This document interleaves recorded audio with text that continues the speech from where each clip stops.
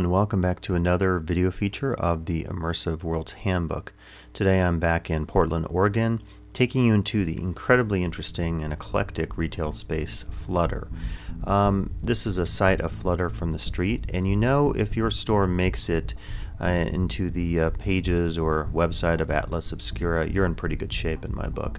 And I think as you begin to see some of my still shots, you see why perhaps Atlas Obscura has them listed. They describe the shop as a curious mix of found art objects and even clutter, which I think is very interesting.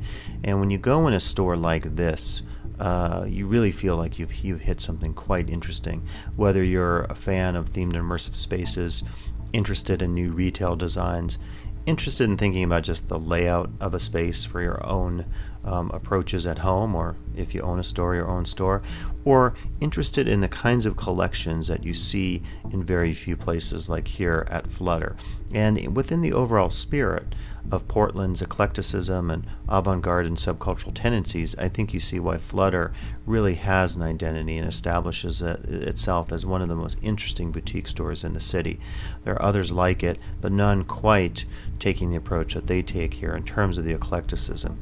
It's a store where really there isn't a single space within it that doesn't have some interesting object or approach. You almost want to just start to go through things and look them over, as I'll show you in just a bit in terms of going through some of the collections that I discovered within the store.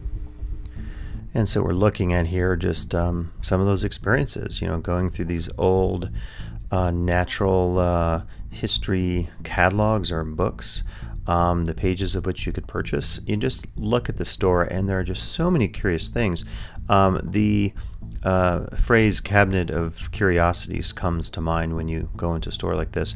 Now just down the street there's Paxton Gate, and the woman working at the counter on my day of the visit to Flutter, I said, hey, what are some other cool stores like yours? And she said, go check out Paxton Gate. And I was really impressed with that. She just was really open and able to give me a suggestion. But when I look at a store like this, it just reminds me of how much has been lost in the world of corporate branding and franchising.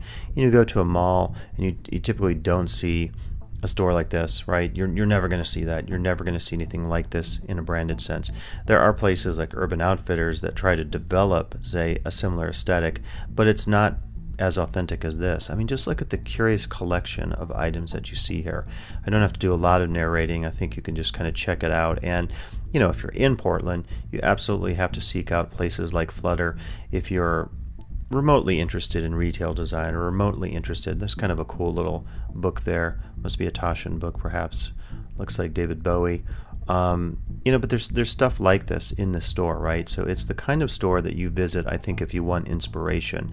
And for me, when you see a store like this, you have a real sense of the maker's hand, an artist's hand, in terms of laying the place out, in terms of deciding what to offer to the guests, in terms of thinking about the most basic aspects of store design and the like.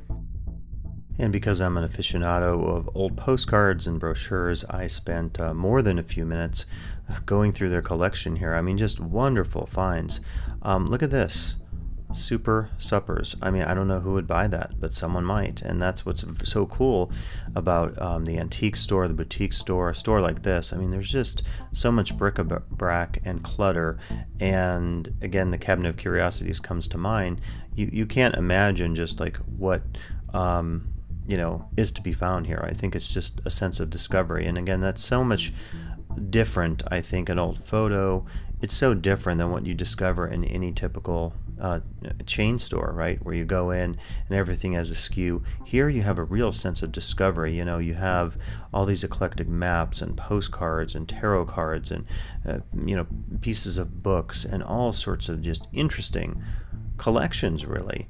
And it inspires you, I think, to think about retail in a new way. It maybe inspires you, if you're an artist, to think about how you could use some of this very material right here, the writing and all, right, for a found poem or a found collage. This would be a great place to start. And to me, that's what is so inherent in a store like Flutter, and particularly being in a city like Portland with all its creativity and subcultural influences. So we'll say goodbye, and please do come back for additional video features of the Immersive Worlds Handbook.